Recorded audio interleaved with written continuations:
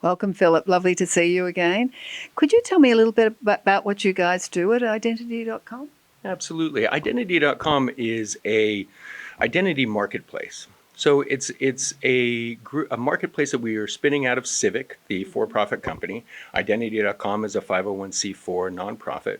And what we're really focused on is getting the digital identity into everybody's hands, right? Pretty much what a lot of these identity companies are doing. But we're focusing on making it decentralized and making it low cost, because we believe low cost is something that's important. So people don't have to be rich, don't have to be wealthy. There's over 1 billion people in the world with no representation of an ID, and we want to be able to help solve that problem. Fabulous. That sounds like a great cause. And what do you see personally at the moment as the major issue around digital identity and security? So I've only been working in the digital identity space since roughly December of last year. But for years before that, I was at Apple working on issues around the App Store, which all focused on identity. Who can you trust? Who can you believe, et cetera? And as we've seen with Facebook and other places, you can't trust a whole lot of people.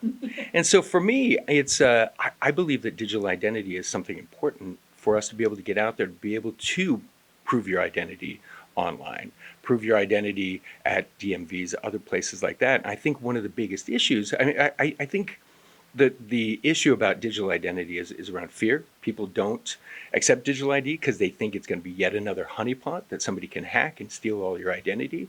But if you do it in a decentralized, secure, self-sovereign type of way, I believe those issues disappear. Okay. The other thing is infrastructure. A lot of people don't have the infrastructure to accept a digital ID. Bars I go to, or bars in the world, they don't necessarily have internet. And so how are we going to scan a QR code, be able to prove my identity, et cetera? Yeah. And then the other is just friction, right? In addition, it's easy for me to pull out an ID and show it to a bartender, but they get all my information then. And that I struggle with, especially somebody. I have a 15-year-old daughter. I don't want her, when she goes to college, showing her ID to complete strangers. Yeah. And so there's a lot of fear. There's fear, infrastructure, and friction are some of the big issues. And what's your personal vision of where we're going in the future with both these issues?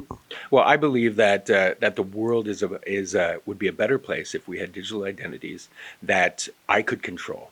Right now, they're not completely self-sovereign. The U.S. government and California have issued my ID, so we know they're stored somewhere. But let's lessen that. Let's not continue to create more honeypots for people to be able to hack and be able to scan. I want my data to be, somebody can record that my identity was shown at this point, that they proved who I was, but there's no capture of that data. Let's let that data stay on my device and only my device, not up in the blockchain. I don't trust that, but an attestation can be in the blockchain that would ultimately prove that I am who I say I am. Right. Okay, well, that sounds like a very positive future, and I love that the blockchain's involved. Yeah, absolutely. Thank you so much for coming tonight, and I think it'll be a great panel. Well, thank you very much. I'm excited to be here.